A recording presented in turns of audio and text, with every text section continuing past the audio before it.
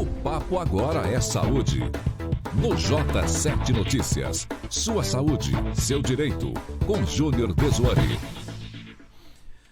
Está aqui no estúdio conosco o advogado Júnior Dezuani, que vai falar sobre sua saúde e seu direito.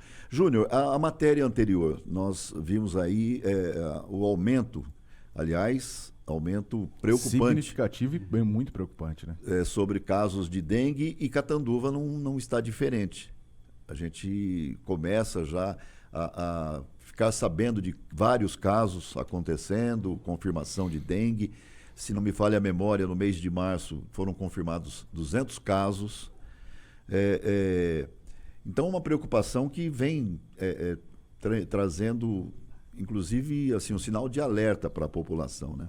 Gostaria que você, antes de entrar no assunto específico, falasse alguma coisa sobre isso, mesmo porque você foi presidente do Conselho Municipal de Saúde e pode falar com propriedade sobre isso. Ok. Bom, primeiro, bom dia, Marcão. Bom dia, Zé Bom dia. Augusto.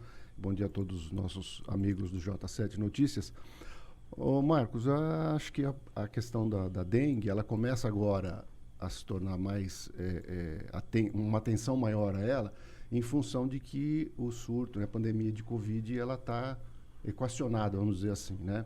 Então, começa agora as políticas públicas voltadas àquilo que é mais premente agora, que é a dengue, né? Só fazendo aqui um preâmbulo, em Araçatuba foi decretado estado de epidemia. Sim, né? sim. Exatamente por conta dos casos, número muito grande de casos de dengue lá na cidade. Sim. Embora seja independente a questão do tratamento, da atenção à Covid e da dengue, que é a vigilância sanitária, mas há um esforço, há toda uma concentração para a pandemia do Covid, né? Então agora começa. E também a questão climática ajudou. E também um ponto muito importante é a própria população. Ela acaba se esquecendo do seu compromisso. Focaram, né? Exato. Focaram na Covid e esqueceram muito. Exatamente. Você vê, eu vou chamar a atenção para uma outra notícia que pode aparecer mais para frente aí.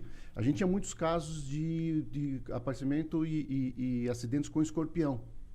E você não ouve mais falar nisso. Então, é só a questão da mídia ou em função que realmente diminuíram os casos, né? Então, por isso que a estatística é muito importante dentro da área da saúde, para você saber onde você direciona o esforço público para o combate, né? Então, acredito que seja essa retomada agora de consciência da população e também a ação da coisa pública, né? Do poder público no combate à dengue. Bom, como sempre, a proposta do J7 é a prestação de serviços e exatamente o seu quadro tem essa função. Sua saúde e o seu direito. Vamos falar sobre o que hoje para quem está assistindo. Tá, dando continuidade à questão das tecnologias de saúde, eu venho falar hoje da questão de medicamentos, né? Continuar ainda na questão de medicamentos, importante para dar informação à população, ao cidadão, do direito que ele tem e como funciona, né? A partir do momento que ele sabe qual é o funcionamento da máquina pública, nós estamos ainda falando de SUS, fica mais fácil para a compreensão do cidadão e buscar esse direito, né? Então, primeiro, vamos dizer, todo medicamento no Brasil, ele só pode ser comercializado a partir do momento que ele tem um registro na Anvisa, Agência Nacional de Vigilância Sanitária. Então, o medicamento vem para o Brasil, né? Os laboratórios pedem os registros para a Anvisa. O que a Anvisa analisa?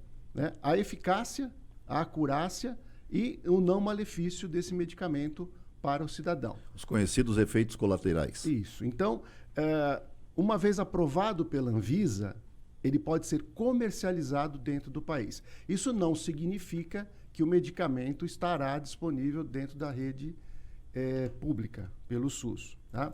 Aí, depois dessa aprovação pela Anvisa, ele tem que passar pelo CONITEC, que é a Comissão Nacional de Incorporação de Novas Tecnologias. Veja, sempre a questão tecnologia, lembrando do programa passado, né, que é medicamentos, próteses, órteses, diagnósticos, enfim.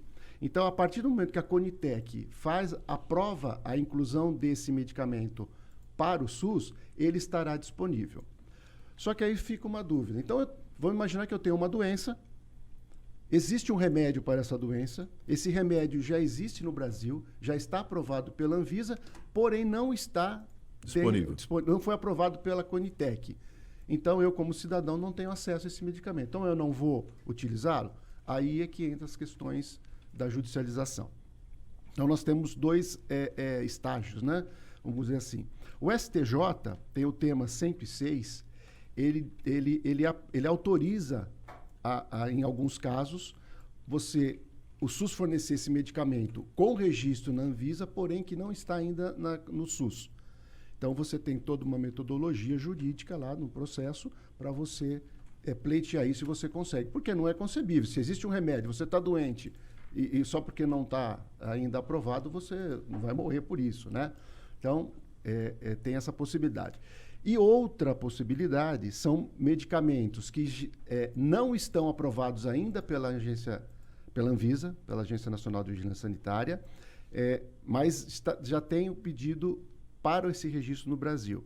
E você precisa desse medicamento. Então, aí o STF também, no tema 500, já tomou algumas decisões nesse sentido de como você ter acesso a essa medicação. Então, existem também alguns critérios dentro da jurisprudência já determinada, onde você pode ter acesso. Voltando na mesma máxima, né?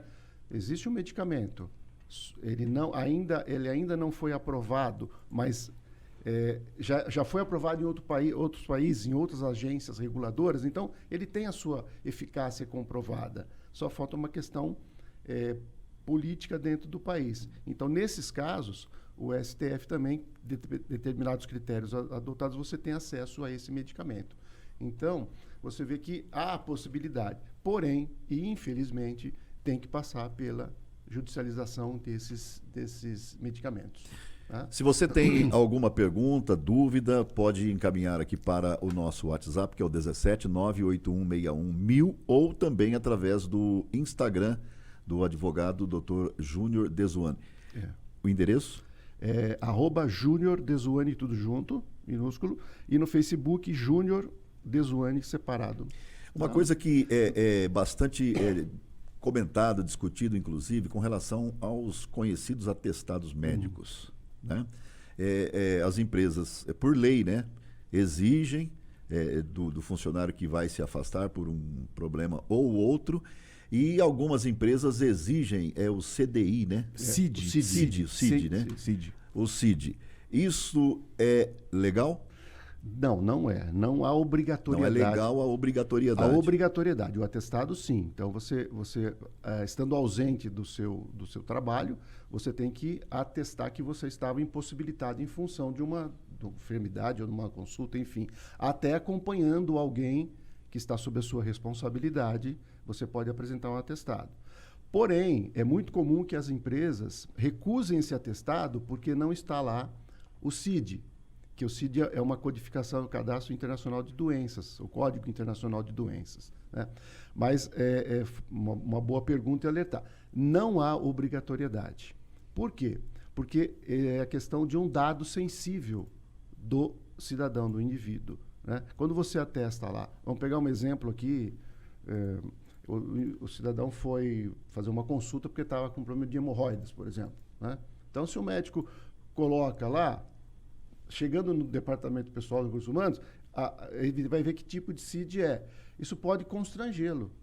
E ele não quer que as pessoas saibam disso. Então, não há necessidade, não há obrigatoriedade de se colocar.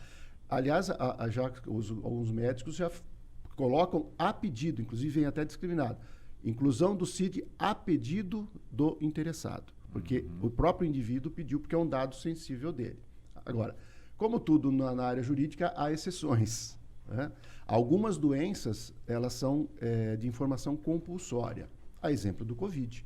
Então, se você foi fazer uma consulta e você está com Covid, uma questão de saúde pública, isso é uma questão sanitária, você deve informar que você está com Covid para que você não contamine. E algumas outras doenças, então, varíola, sarampo, tuberculose, enfim, existem ali umas doenças de informação compulsória. O restante, não há obrigatoriedade. Júnior Dezuani, advogado Júnior Dezuani, obrigado pela sua participação aqui no J7. Obrigado, um grande abraço.